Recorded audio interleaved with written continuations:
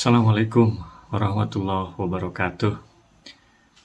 Meskipun masih dalam suasana Idul Fitri, hari ini nih lagi rame-ramenya berita diantaranya mengenai menunggu keputusan Mahkamah Konstitusi tentang pemilu.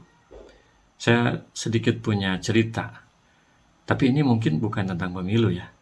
Tetapi apakah sama atau tidak kasusnya? Ini tentang surat Al-Maidah ayat 41, bahwa setelah Rasulullah ke Madinah pada waktu itu, di Madinah sudah ada hukum yang berlaku, dan yang banyak di sana kan ahlu kitab atau Yahudi. Mereka menggunakan acuan kitab Taurat. Dan setelah Rasulullah hijrah ke sana, maka kepemimpinan otomatis didominasi oleh Rasul. Jadi Rasul menjadi tokoh orang yang selalu dimintai petunjuknya mengenai penetapan sebuah hukum. Karena sudah sebagian besar orang-orang di Madinah pada waktu itu masuk Islam, termasuk orang-orang Yahudi atau ahlu kitab itu sendiri. Dan di antara ada satu orang sahabat yang dia memahami tentang Taurat, dan dia adalah seorang Yahudi, yaitu Abdullah bin Salam. Dia memahami tentang Taurat, sehingga Rasulullah juga selalu sering berbicara tentang kitab Taurat yang dibawa oleh Nabi Musa itu dengan Abdullah bin Salam. Nah, ini adalah tentang kasus perselingkuhan. Nah, kalau sekarang kan perselingkuhan, naudzubillah min dzalik ya. Pada waktu itu pun perselingkuhan sering terjadi. Dan di dalam kitab Taurat itu tertulis bahwa hukum orang yang selingkuh, artinya dia berzina, sudah suami istri, maka hukumannya adalah hukum rajam. Nah, ketika Rasul datang ke Madinah, maka di antara ahlu kitab itu dia selalu sebagiannya ada yang munafik. Artinya, kata dia, kalau kita melakukan perbuatan zina muhsan itu, silakanlah datang ke Nabi, ke Muhammad. Kalau sesuai ketetapan yang kita sepakati di Mahkamah Konstitusi kita, apa kesepakatannya nanti kita ceritakan ya. Kita ikuti.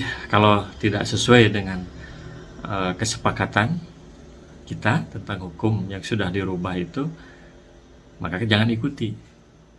Itu diantara orang-orang yang memang dalam mulutnya dia beriman, tetapi hatinya tidak beriman. Sehingga terjadi suatu ketika, ini hadisnya sahih, diriwayatkan oleh Bukhari Muslim, banyak hadisnya, termasuk juga Imam Muslim, banyak yang meriwayatkan tentang peristiwa ini. Di antaranya adalah Abdullah ibnu Umar yang menceritakan bahwa pada suatu hari ada dua orang yang berzina muhsan, berselingkuh. Ada orang Yahudi kemudian datang kepada Rasul, ingin ditetapkan hukumannya seperti apa.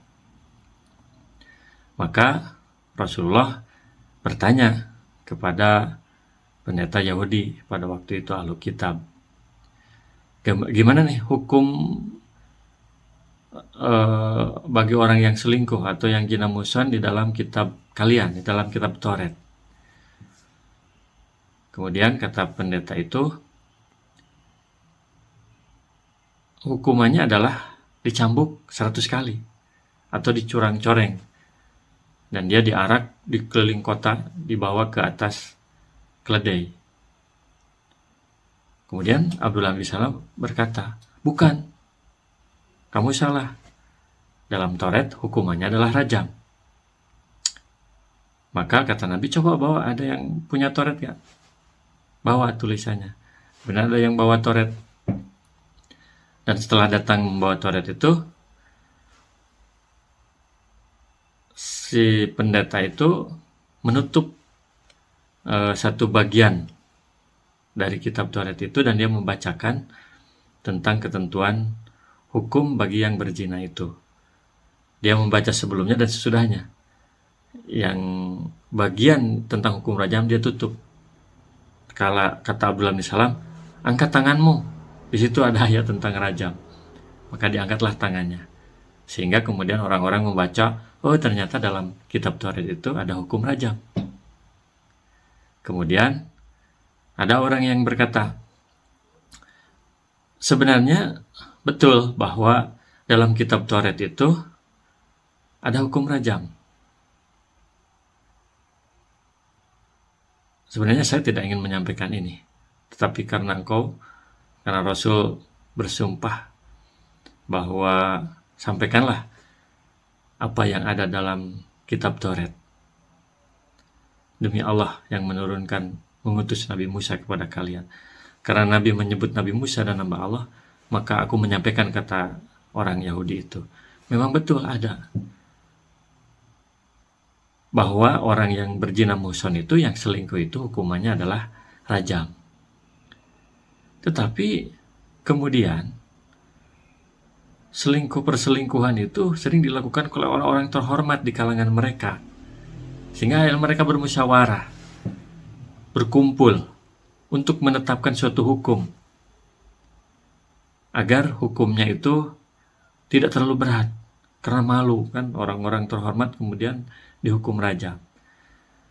Sehingga mereka bersepakat, hasil keputusan Mahkamah Konstitusi mereka yang mengubah hukum yang ada dalam kitab Taurat itu adalah bahwa kalau misalnya yang orang-orang rendahan yang melakukan perbuatan maksiat itu, zina itu, maka tegakkanlah hukuman rajam.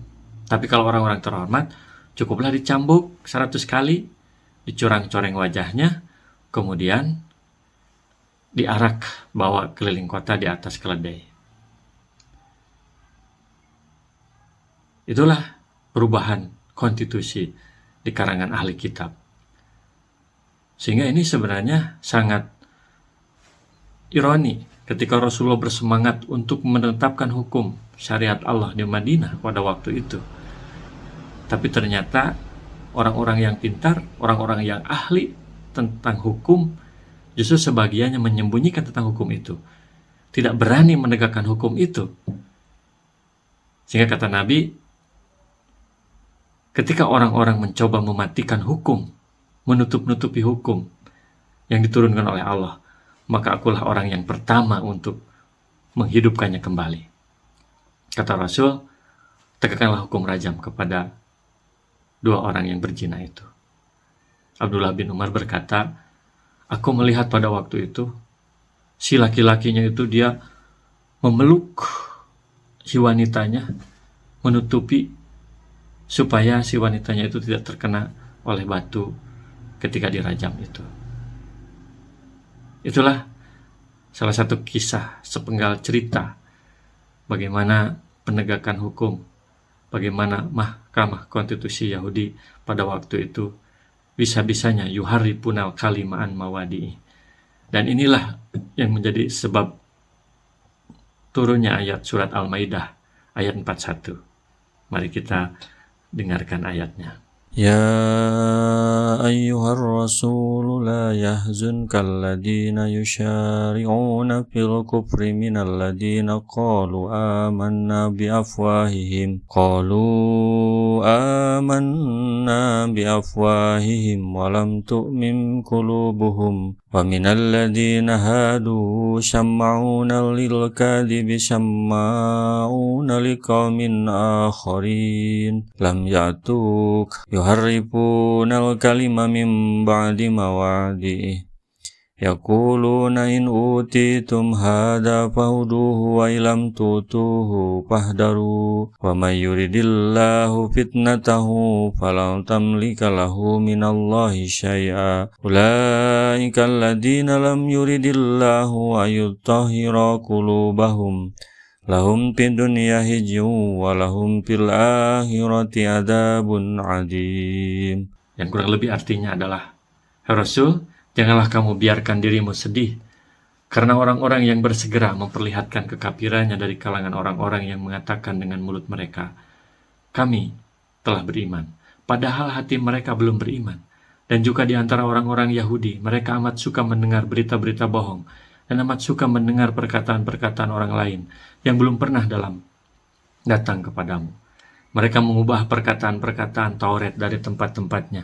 Mereka mengatakan, jika diberikan ini yang sudah diubah-ubah oleh mereka, yaitu mencoreng muka dan dicambuk 100 kali kepada kami, maka terimalah. Dan jika kamu diberi yang bukan ini, yaitu dirajam, maka hati-hatilah. Barang siapa yang Allah menghendaki kesesatannya, maka sekali kamu tidak akan mampu menolak sesuatu pun yang datang dari Allah. Mereka itu adalah orang-orang yang Allah tidak hendak menyucikan hati mereka. Mereka beroleh kehinaan di dunia dan di akhirat. Mereka beroleh siksaan yang besar. Itulah bagaimana tantangan Rasulullah ketika ingin menegakkan konstitusi atau hukum yang berasal dari Allah Subhanahu wa Ta'ala. Tentu tidak mudah, tetapi dengan demikian kemudian, maka bagaimana kita bisa melihat di Madinah pada waktu itu aman, tentram, baldatun, toibatun, warabun, gopur. Semoga meskipun kisah ini mungkin ramai atau enggak, terserah lah ya. Mudah-mudahan bermanfaat saja. Karena ini berhubungan dengan yang aktual hari ini. Semoga bermanfaat. Kurang lebihnya mohon maaf. Assalamualaikum warahmatullahi wabarakatuh.